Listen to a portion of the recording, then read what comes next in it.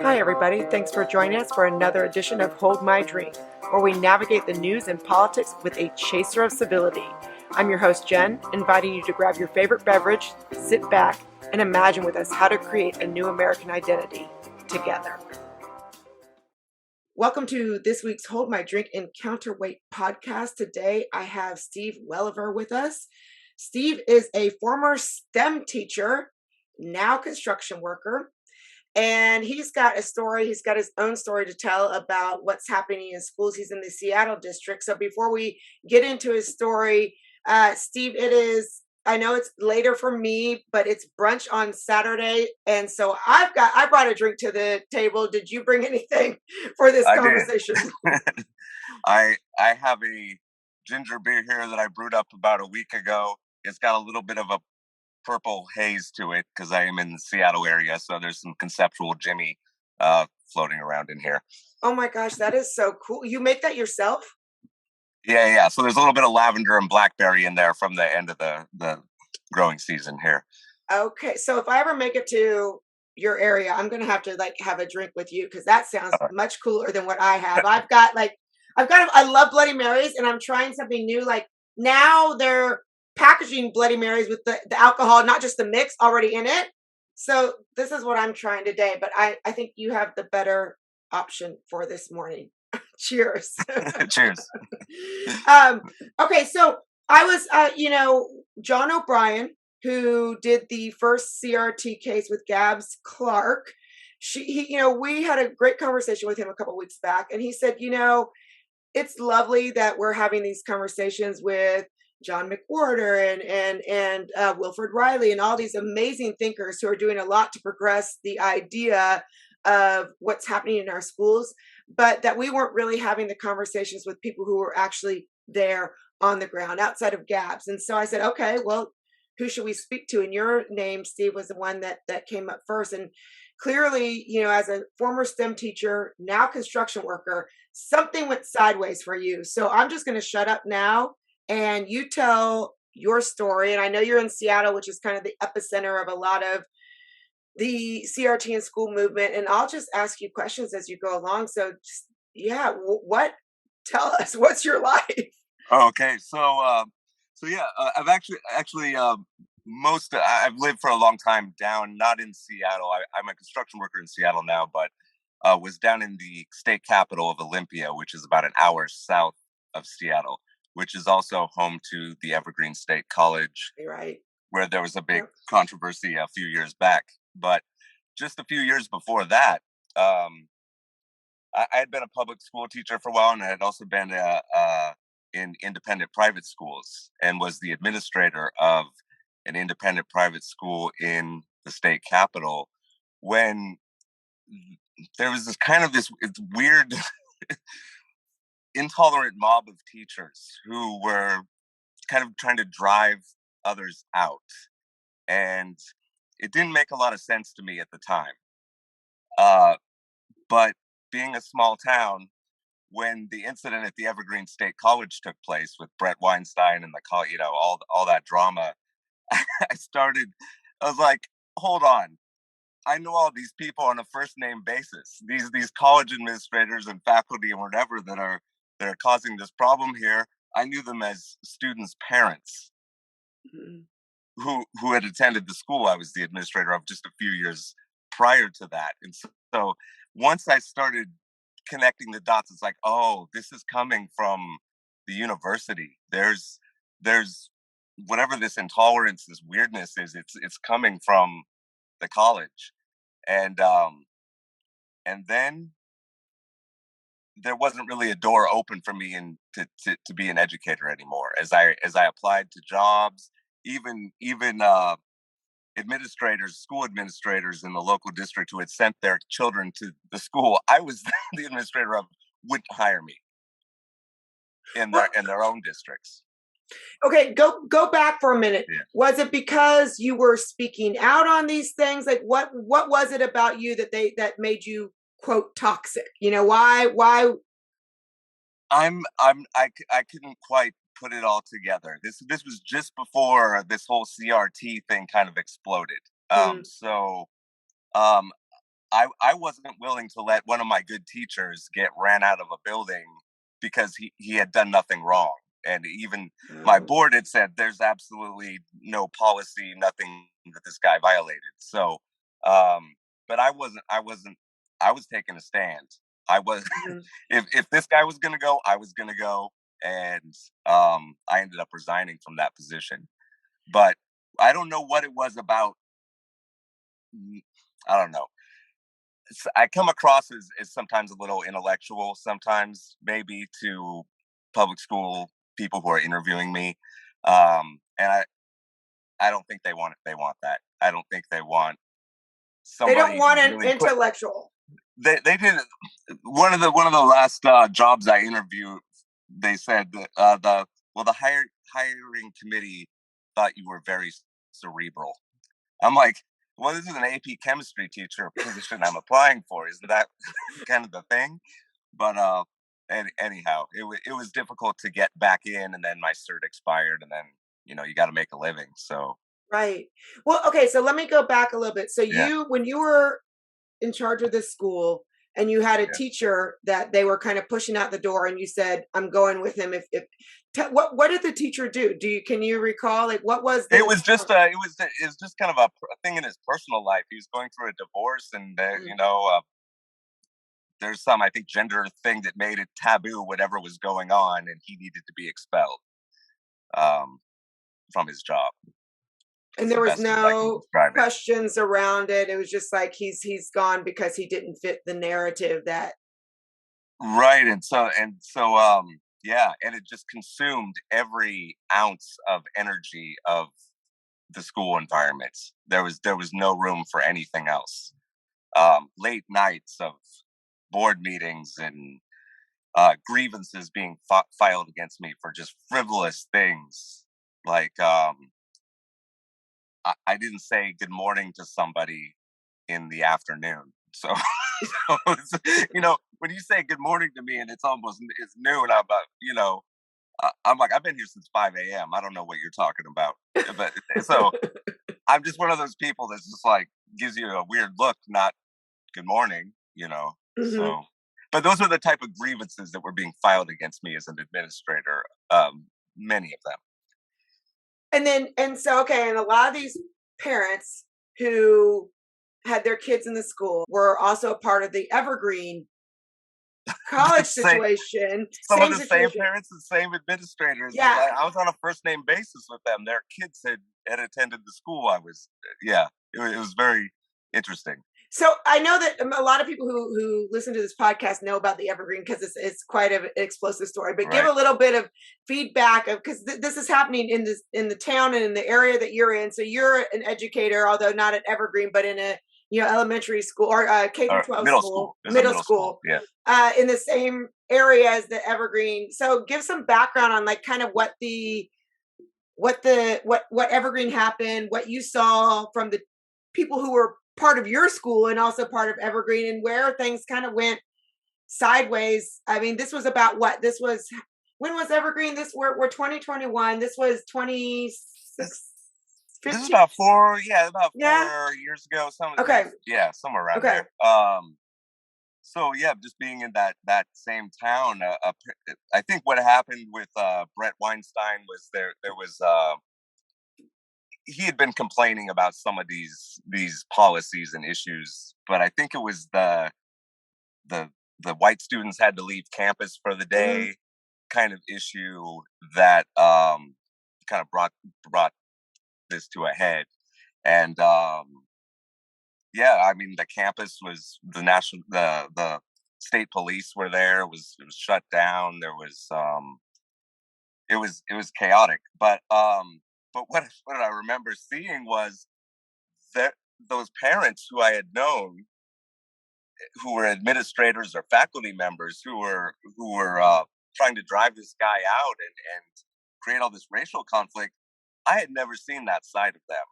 I mean, they were always kind of progressive, lefty kind of parents, but I had never seen that mob like intolerance from them in interacting with them as just school parent family relationships go. Right. And so it was just Yeah, okay. And I mean, let me ask you this. So are you from Washington? Are you from that area? Yeah, yeah, yeah. Yes. Okay. Would you consider yourself like kind of a progressive lefty who was shocked by this, or like, because Brett Weinstein would consider himself that. He was, he considers Right. himself very much a progressive that was caught in the middle of this. How would you align yourself? I've always been a really independent person. I've never Yeah, been one to take labels of conservative or nice. whatever. I don't even carry a grocery store loyalty card of any kind. Like that's how much I value my independence. So I've always been a real independent mind, but I'd say kind of very centristy. Yeah. Kind of, or really not really interested in politics at all. I'm Okay. really quite apolitical. Um, So how did you get into education in the first place? I mean, was that just something that you felt that this draw to uh, work with our kids to make leaders, and then all of a sudden you were like, what are we doing here? Yeah, I was. It's just seemed like an interest. When I was in school, I always thought like I think I could do that job better, or I want to try to do that job better than how it's being done. And I had some good inspirational teachers, but also a lot of you know, it was really a letdown uh, going through the schools. So And then you couldn't, after all this, after you were pushed out of the administration role, you were then couldn't get a job teaching. That's what I heard you say. Correct me if I'm right, wrong. And then from right. there, it was like then your certificate lapsed, and now you're doing construction. But I mean, you wouldn't have let it lapse. You just could not find a position after you were pushed out of the administrative Right. role. Yeah. I couldn't find anyone who would hire me, and you needed to be in a classroom at the time to maintain your certificate. You had to. They changed that rule recently, where you can just take some coursework and get your certificate reestablished. But now you can't get back in without doing all this critical race theory training as part of this certificate renewal, as well as what goes on in just professional development on an annual basis in the schools. The laws have made it so you have to take these critical race theory trainings, and I can't. No way. I can't. I have to draw a line. When you were teaching, had that started to seep in, or is it like since you've been in the classroom? No, it's been really the just tidal wave of laws has taken place in the last 2 to 5 years, Hmm. and Hmm. even in this last legislative session. So I know you, if I heard you correctly, this training is mandatory. I've been talking to friends lately who are in California, and I know Seattle kind of is almost like Seattle and California are going in the same direction in a lot of these classroom discussions, or training, if you will. But they have made an ethnic studies that is based a lot on, call it what you will, racial essentialism, CRT. I mean, there's a fight about the language, but we all know what, it's this kind of racial essentialism that is making it mandatory. It's not just an elective. Is that the case now in Seattle and or Washington state schools, where that kind of ethnic studies, in order to graduate, you have to have some sort of class around ethnic studies, DEI, anti-racism, okay. whatever it is? So a couple years ago, they passed a ethnic studies law that simply just said you have to make ethnic studies materials available for grades 7 through 12, and it should be encouraged that people take this class. And the law said nothing about race or anything like that, any of these Marxist ideologies. It was simply an appreciation for diverse cultures Hmm. Hmm. should be taught. It was that language that was used in the bill, and it had bipartisan support. It wasn't just Democrats that voted for it in droves. A sizable chunk of Republicans in the state legislature also jumped on board. I think it was somewhere 30 some percent of Republicans in the red legislature voted for this bill. And that's when that's when the math is racist curriculum controversy that came out of Washington started making national headlines. And that curriculum started making national headlines because the Washington State K-12 agency had posted that curriculum as the model on their website. After that controversy took place, they deleted the links to it to hide it, Okay. and continued to push for, because it was so successful, now we need to expand it not just for secondary, but for K through 12. Mm-hmm. The ethnic studies was so successful, we need that, and it's so important now. Kindergartners should be forced to do it. So the legislature then, after after the state K-12 agency deleted all the links to math is racist, literacy is white supremacy, um, and they passed it for K through 12.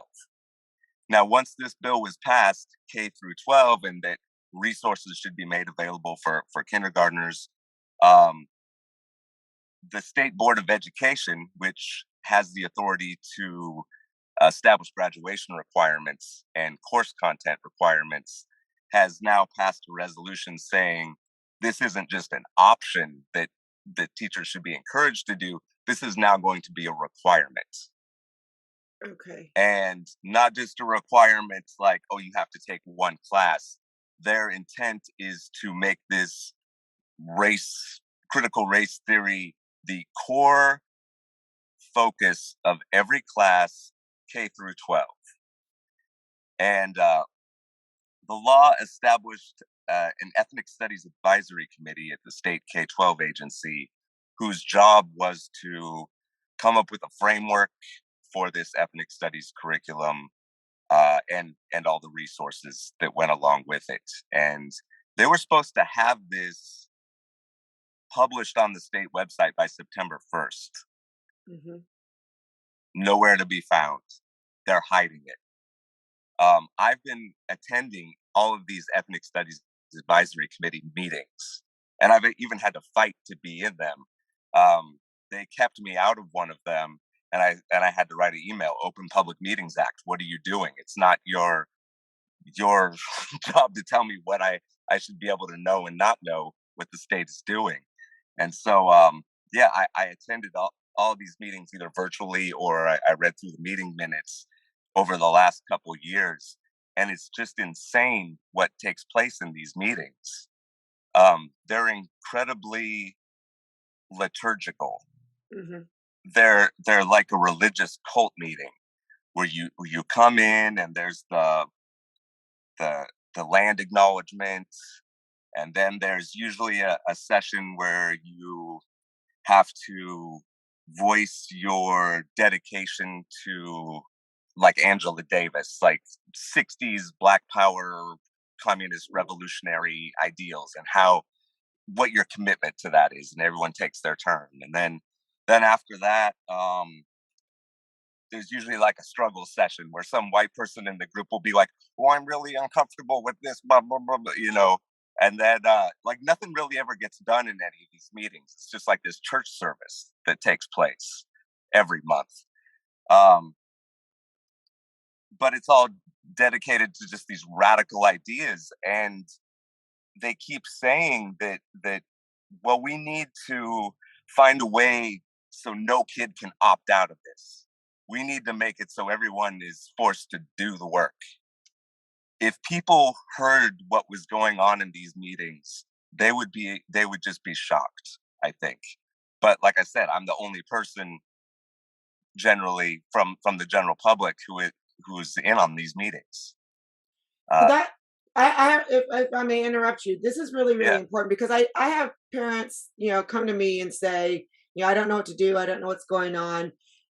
And these meetings that you're talking about, how do you, what would you tell a parent if they're like, I want to know what's going on? Like, where do you even find the announcements for these meetings? Where are they? I mean, I know every state's going to be different, every city's going to be different, but in right. general, if you're a parent and you're like, I want to be a part of these school board meetings, and like you said, you had to actually ask to be a part of it. Like, where are you finding this information so parents who are interested can go and do what you're doing and actually listen in? Okay. Where?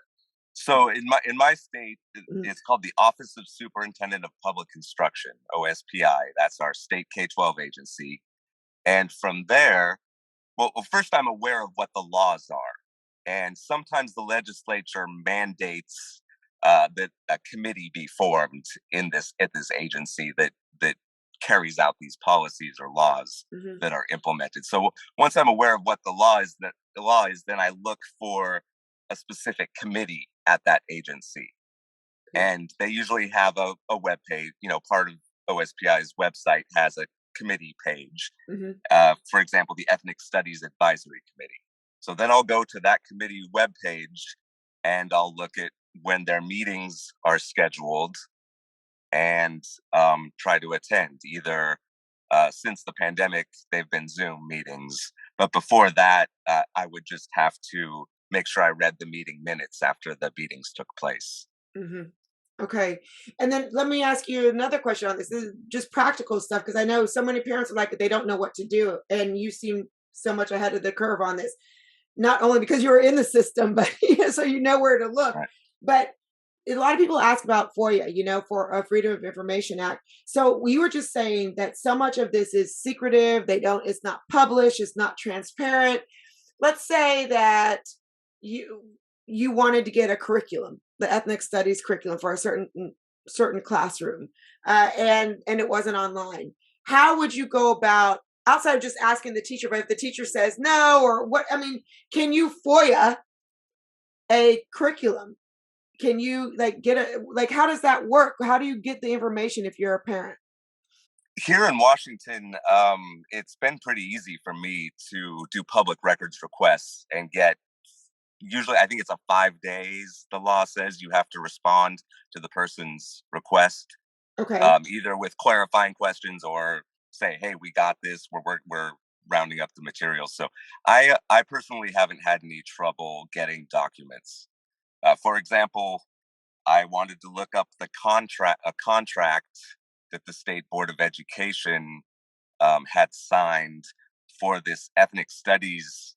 An ethics It's called Washington Ethnic Studies Now. They're a nonprofit that pushes ethnic studies curricula, and they were doing the training of the Washington State Board of Education. So I did a public records request for uh, how much they were getting paid and what they were Mm, training, and it was shocking material. It was, critical race theory. They had a training session called um, pulling the weeds, rooting out whiteness from the classroom.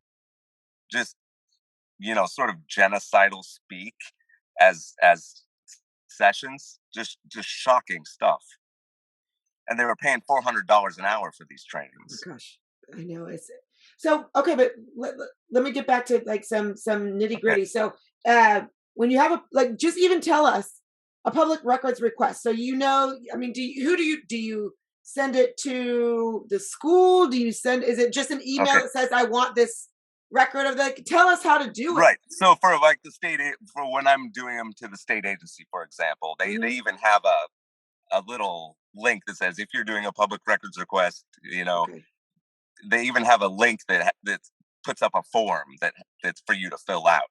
And Okay. usually they just want your name, whether you want the records sent electronically or through the mail, and specifically what you're asking for, Hmm.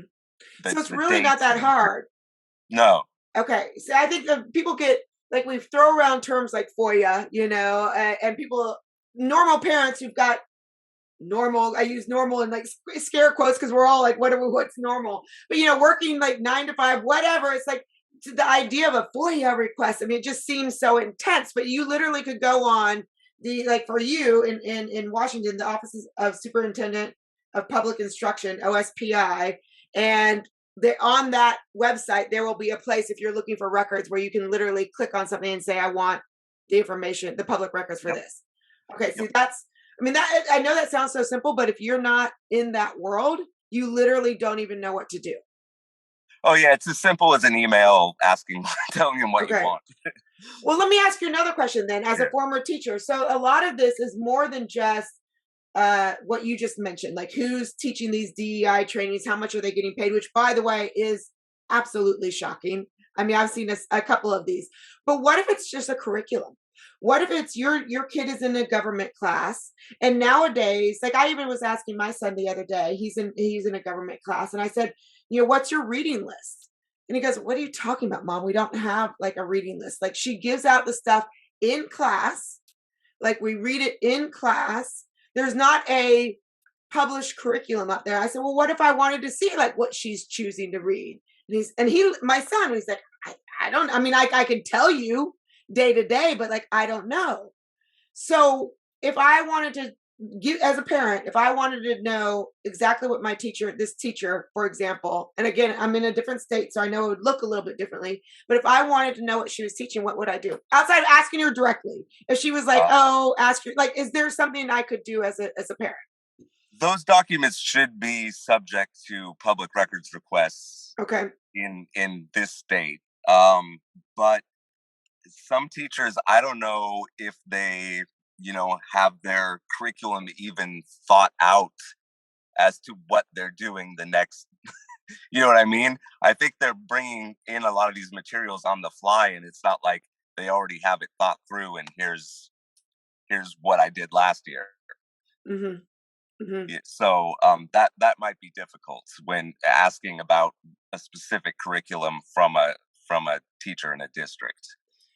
Yeah, because then maybe I mean, like you said, it's not necessary. I mean, there is a transparency issue, but it's like literally from day to day, they might not even have, which in and of itself, critical race theory aside, is a little bit frightening that a teacher does not have a curriculum for their semester already planned. That's its own issue. Right.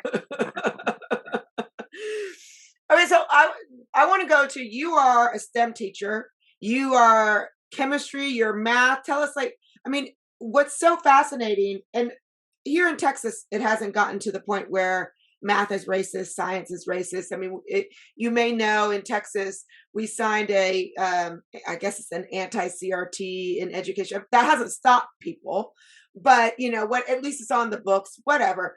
But the whole math and science is racist. What does that look like in practice? Like what would they have you teach that was different than what you were teaching as a science teacher, as a STEM teacher? And where do you think that is hurting our children? I mean, honestly, I canceled my subscriptions to like the journal Science a decade ago because stuff was just getting so it wasn't science anymore. What is happening in STEM or any subject for that matter, and they have it planned for PE, special ed, it doesn't matter what the subject is, the intent is to, I mean, this is a communist revolution. It's to serve the goals of the party. Mm-hmm. It's to redistribute wealth according to their plan. Our state is very it's not afraid to say that's exactly what they're doing. In our state, for example, there is called the Race and Ethnicity Student Data Task Force. And what they're doing in this state is an unprecedented specificity of student ethnic data collection. For example, what you call Black students are now divided into 80 categories by default, and with room for expansion. Mostly those are according to nationalities, but there's room to, get down to more ethnic level data as a write-in. Mm-hmm. For example, in the Seattle area, we have a lot of East African immigrants. So under the Ethiopian category, for example, well, then students might be further broken down into Amhara, Oromo, Afar, whatever sub-ethnic categories there are. And the weird thing is, white students are just white students. There's no sub ethnicities or nationalities for white students. They're all just white. Yeah, they have a few. They have a few former Soviet nations representatives. Like you can be Ukrainian, Russian, Bosnian, but that's as far as the white categories are broken down.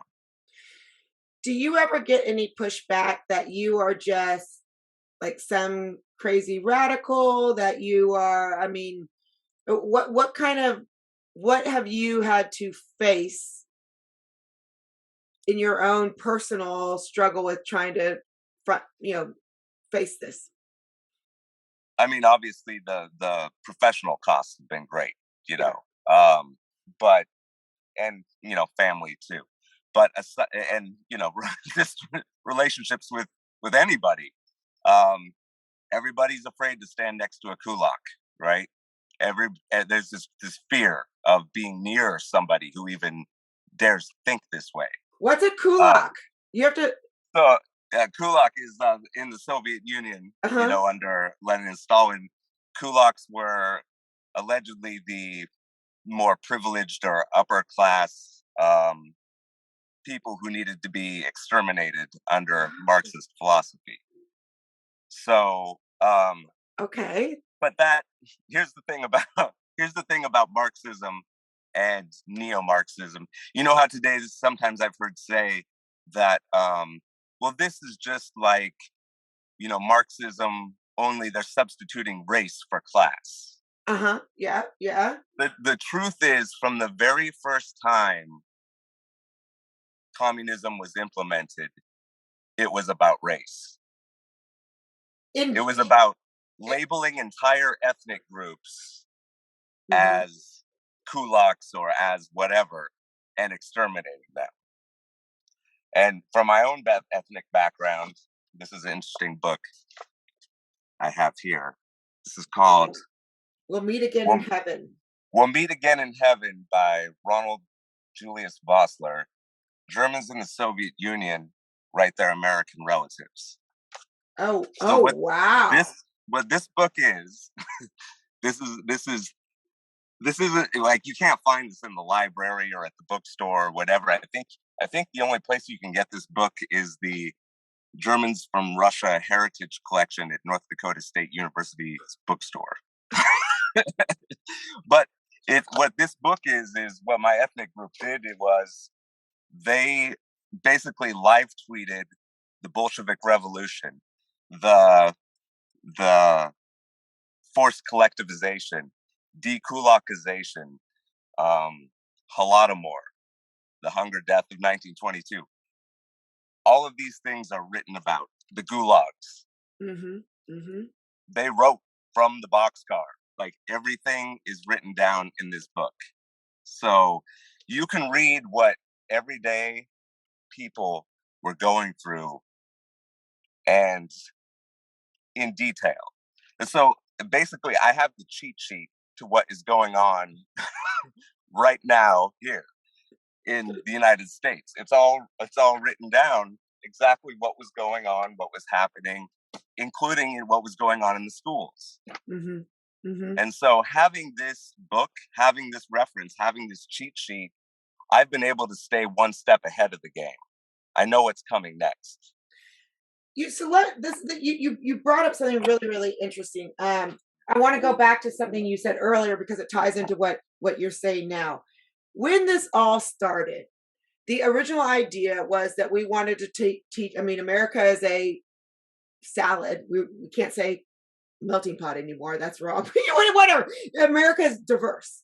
And so the original idea behind ethnic studies, like, well, let's teach that. Like, let's show the history, not just from a white perspective, which, is, I believe is true. I believe when I was growing up, history was, our history books were very vanilla, and so this was originally started, I believe, with the good intentions of saying, hey, this isn't just, a lot of America is not about whiteness. I mean, you've got slavery, and that helped to build America where it is now. You've got immigration from, Asia, from Mexico. I mean, it's just this amazing mix of cultures.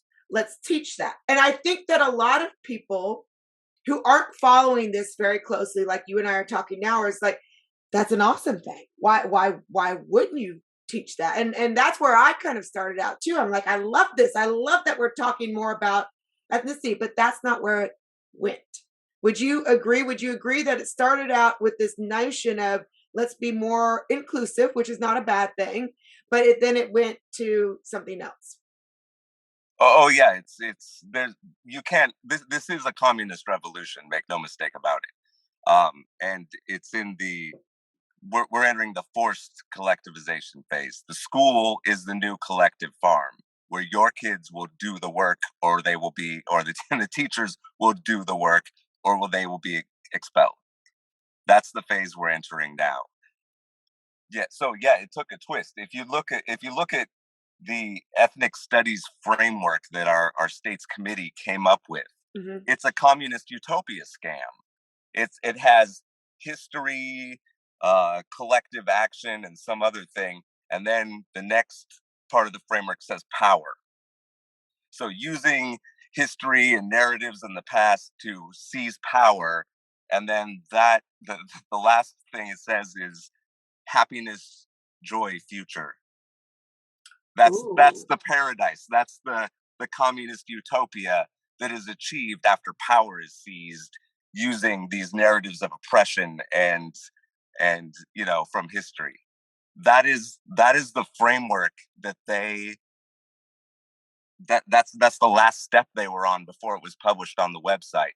But they haven't published it on the website, and that's where we're at in Washington. So yeah, it whatever this was about diversity or inclusion or whatever, no, it's a communist utopia scam, and it's awful, So and it okay, needs to be stopped. I want to go because you at the beginning, going back to like when it was Yeah, the kumbaya moment, like you said. I mean, even Republicans and Democrats, they were more or less on the same page. Let's do this. So were they so like what they were sold was different than what they bought, if you will, right? I mean, I think right. they thought it There's was this. Go ahead. there's nothing in the text of the legislation that probably anyone would ever be offended by or find an issue with. The text of the legislation as it's written, yeah, I'd be on board with. Who wouldn't? Hmm. Hmm. Like I said, all these Republicans voted for it. But you got to realize that the whole thing was just a trick. The whole thing was is double speak and scams and manipulative language and whatever. It was never about what it was at face value. So Steve, okay, so you and I are talking like we just Yeah, said. You and I, if we were looking at this original bill, we would be all for it. Like yay, ethnic. Bringing in different diversity into our curriculum. Obviously, that wasn't what happened. Who's behind that, though? I mean, who is like? It feels like, okay, and I'm not a conspiracy theorist. yeah, I'm not. But what I hear you say, it's like it was almost. It wasn't something that seemed organic. Like let's do ethnic studies, and then like something seeped in here, something seeped in there, and then it just kind of went sideways. It almost feels like someone like plotted it out. Let's make it very benign. Let's say we're going to like teach diversity. Who can say anything's wrong with that? And then pull the veil off real quick. Like, what is going on? so there's a very small number of people, activists that are pushing this stuff, and it's these small nonprofits, who also work as teachers or whatever. In Washington, there's a nonprofit called Washington Ethnic Studies Now, and they were kind of some of the main supporters of this legislation. Uh, but they quickly get interwoven into all the other non, sort of social service nonprofits in the area who get on board with it. And then the Democratic legislatures kind of get all on board with it. And then the teachers union and everybody else kind of joins in to think it's a good idea and promote it. I was the only one, and I probably seemed crazy at the time when this first bill was passed, that was like boxcars, slavery, Marxist comedy. I was writing these things and sending it in, and like I said, they probably just thought I was crazy and they Yeah. ignored it. Yeah. Yeah. They thought you were crazy. And then it doesn't help that you are a white male, right? Because that was then it was very easy to label you. Well, you don't like this because it's going against Right. your caste or it's a fragility or all the other terms that we're throwing out there. So basically silenced you based on, I mean, am I right? I'm guessing, but from what I've seen, would you say that? When the first bill was passed, there was a Jewish man who had also come out to sort of be against it, but from his testimony, what I could tell is he just wanted to be part of the in oppressed group and wanted to make sure he was in on the labeled as the oppressed group. Um, Right. and then it was okay. I found myself being the only one saying, "No, this is going to be bad." Yeah. Do you still think you're And the I only still one? there's Really? still there's I've seen a few individual parents show up at school board meetings or small groups to kind of come out against this. And there's a local reporter, Jason Rantz, who Yes. does kind of more of that storytelling from the individual upset parent in the classroom where this specific teacher was teaching whatever, Hmm. but there hasn't been any reporting that's focusing on the bigger state level top down implementation of this. And so that's where I've been focusing my energy. And so tell me where you're at now. Like, have you, when you say that's where you're focusing your energy, what does that look Yeah. like? I mean, are there lawsuits in the works? Are there more FOIA There's requests? What do so you? there's no institutional support against this in Washington state Mhm. at all, either from there's a Washington Policy Center, which is a little more conservative, and they have a full-time education policy analyst who has put out some statements against this stuff. Um, that's kind of been the only sign I've seen organizationally of anything coming out against this in Washington. So there's very little organization, very little support. Like I said, there even to find someone who's willing to put their face and name and reputation against this is just you can't find it. Um, Do you think so that? Do you think that's mainly because it's there's more maybe at stake because it's Washington and because of the way the legislature is there than say in Texas we're still dealing with these issues, but there's a little bit more traction because our legislators have come out and said we have a problem with this. So that if this were to be happening in Texas, which it is, but it would be very easy to write your congressman and be like, by the way, this is against the law. Do you think it's because it's Washington per se, or do you think there's something where the parents just haven't organized well, they're scared? What are some of the factors behind that? combination of things. One is lack of information. Um, the media has not been covering this except for to promote it. The Seattle Times, for example, their education reporting is funding by the Bill and Melinda Gates Foundation.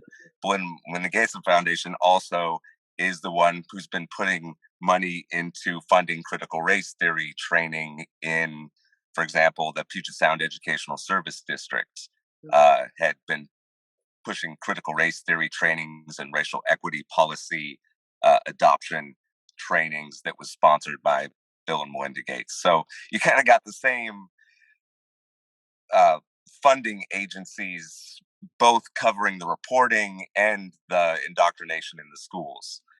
And so there's very little media coverage of it that isn't just promoting it, and superficial coverage.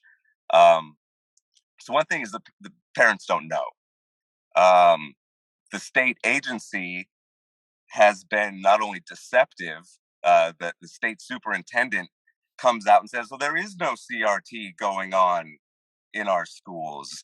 This is people calling this Marxist and communist. They've been saying that about leftist ideas for forever. That's not really going on here. It's complete deception. Um, so, you know, that's part of it too, is the deception by the state, the lack of media coverage. Um, I would say those are two of the biggest issues, and then fear. And fear, yeah. It sounds like there's a little bit of gaslighting in there. I hate that word. I hate you. Gaslighting is as much of a slogan word as like racism, Right, white right. supremacy. But and for the longest time, I didn't even really like understand what it means. But where it's making you feel like you're crazy, right? For being the whistleblower, because it's like, oh no, that's not what's happening. Like you just didn't understand it right. So is that a little bit of it too? A funny thing is the state superintendent said, "Well, if you see this going on, that's not us. That's the individual districts. You need to go talk to your local district and your local teachers about this critical race theory issue." And then and then recently the state teachers union put out a statement saying, "Hey, if you see this in your school, you need to go ask the state what's going on." So they're both pointing their fingers at each other, trying to avoid taking responsibility for the questions. Wow. Okay. Well, now I've got one. Well, it might not be my last question. Might be my last question. Yeah. So one of the things that we've been looking at is that where, and this was shocking to me, is that it's kind of baked in because this kind of, call it what you will, neo-Marxism, whatever you want to call it, CRT. I mean, I hate getting caught up in these terms because people manipulate that. But whatever it is that we're seeing is being actually taught in the teachers' colleges. So even if we didn't have any of this ethnic studies, whatnot, the teachers are still being taught this, and this is what they're bringing in their own individual pedagogies, if you will, their own teaching uh, criteria or teaching style was what the word I was looking for, into their classrooms. When you were getting your teaching certificate, did you notice that, or is that relatively a new trend? Because some people are saying that we've talked to is like that's been going on for a while, and now we're just really starting to go, oh wow, like because we're seeing Oh, it in the. What's your experience? it's been a while. I'm 47, so it was a while since I got my initial college education. Um, but now at the University of Washington, for example, their secondary teacher certification program is is divided into three areas. First, you're segregated by race, then you're segregated by gender, and then you're segregated by your sexual orientation. And now you're a trained teacher. Go and teach.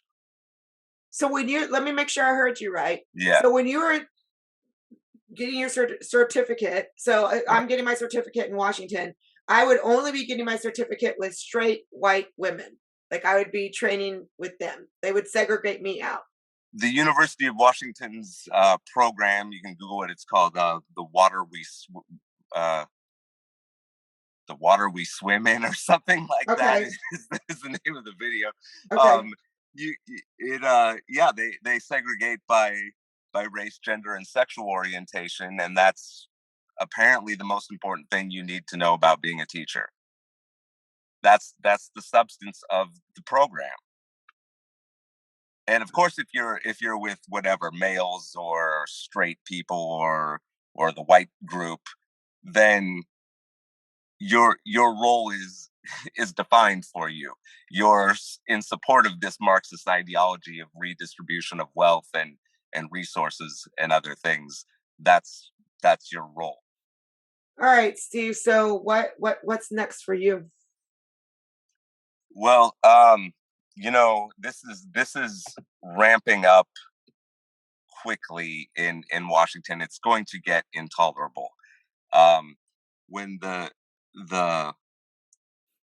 there was a supplemental budget document that the state superintendent just put out, and when I read what the plans were in there for the future for the next 5 years, it linked to this document from the staffing enrichment work group, and it had the teachers having 10 training days per year.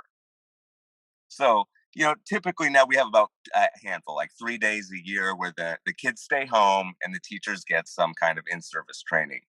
In the next couple years, this has ramped up to 10 days a year of critical race theory indoctrination of teachers. 10. That's 10 days kids are staying home and not being in the classroom while the teachers are being indoctrinated into what to do to them. That's insane. I don't know. So where I go from here, like I feel like it's I'm an army of one, but I have had you know, I mostly just have a Twitter feed where I say what's going on in these state agency meetings or give my commentary on whatever. And occasionally something catches the eye of the world and goes viral and draws draws attention to how insane this is. And that, for example, when the North Thurston School District removed uh, Asian kids from the students of color category and put them with the white kids because they were working hard and successful or whatever. That tweet that I did went around the world really quickly. And what was funny is it doesn't matter who you are. If you were on the left, if you were on the right, it seems like the whole world was mocking and making fun of this district for what the insanity of what they were doing. It didn't matter what side of the fence you were on. Everybody thought that was insane. And I'm glad they were ridiculed. Interestingly, the district spokesperson had sent their kid to the school I was the administrator of back in the day. So it's a small world, Yeah. But that's the kind of thing that I'm hoping. Sometimes, every once in a while, something that I post will get large scale attention and bring the ridicule that it is deserved. Let me ask you, like, when you go to these committee meetings, are you allowed to tape them and put them out there? Is that For example, the Ethnic Studies Advisory Committee meetings that they were posting the Zoom videos after conference. Once I started bringing some attention to them in the meeting that they didn't let me in, after that they deleted all their meetings. Even the ones that they had already recorded were deleted from their website, and they said they were no longer going to record and post meetings. that seems like a FOIA request in and of itself, right? Those are supposed to be public record. Am I right? I mean, Right. I'm So those videos could be obtained by public records. I don't know that in the I don't know if they recorded any videos after that. So the meetings took place via Zoom, but I don't think anyone pushed the record button. but they have to, I mean, they have to at least write down the meeting minutes, right? That is a public Right. record, right? I Right. mean, And they generally post those, right? mhm, And for example, you could public records request what they recollect the content of that meeting was, mhm, or something. mhm, mhm. Um, It's hard to do this as an army of one, as you said, because there's so much there. It'd be nice, for you to have this collection of people, whereas one person does, collects the records of that committee, one person does this. I mean, that's a lot. That's a lot for one man to do. Have you ever yeah, and tried I'm to? busy. I work Yeah, full you've time got a on job. a job site. I got about 3 hours of commuting, so I put about an hour in every day. But I know where to look, so I Yeah, can, I know where to look. I know where to find stuff. I know how all the systems organized. That's helpful. I can shortcut stuff, you yeah. know. Do you And have like, a cheat sheet like that you can share? I don't. You should think Um, about that. You should think about putting a cheat sheet up there. Look at this site to get this information, this site to get this information. yeah, I'm I serious. do. I do a good job of posting, where I'm getting information and the Yeah, agencies and what the agenda is. So my followers in the state or outside of the state can generally keep track of where to look. okay, so speaking of which, we need to tell people Yeah, who are interested, your Twitter is your name. It's at Steve Welliver, and that's at Steven Welliever. Yeah, Steven, Steven right. Willever, right? So Steven with a V. My last name is spelled like three words. Well, I ever. Yeah, well, okay, good. I think I said that right. I think I spelled it right, but yeah, that's good. That's better than me spelling it out. So, okay, so for our listeners who want to follow along and kind of collect what you're putting out there, although I do encourage you, I mean, that cheat sheet, I find more and more when you're talking to parents, because like you said, just like you said, you've got a full-time job, all this stuff. the more resources where people are given, like, look at this here, look at here, there. I was talking to someone the other day, right? I was a parent who's got an issue going on. I said, write a letter to your legislatures that literally you cut and paste, and people can just cut and paste and pull it and put it, use it as their own. Because making it easier like that, I think, builds the army. I mean, yeah, obviously you would want, they're not the generals or whatnot who are pulling it together themselves like you are, but it is something that needs to be more accessible, and that accessibility is hard because everything is kind of hidden, and you need someone like you who knows the ins and outs to just give that simple guidance. And so I'm grateful for the work you're doing. And the data, the one thing is all of this all these changes and all these new laws and policies and curriculum they're implementing, they never cite any data or evidence of how it's working. So part of what I do also is highlighting the damage that it's doing. Here's what's actually going on with the kids' education. Look at that decline. Look at that devastation. When you got Black kids in the whatever 30% reading competency, and then critical race theory comes in and drops it down into the teens or even lower, that's devastating. Completely devastating. And it's not just that demographic, it's all anyhow. So documenting the damage and sharing that is also important. And you've seen that, so I'm glad you brought that up beforehand. I mean, so you've actually seen the drop in standards across the board as a result of this type of pedagogy.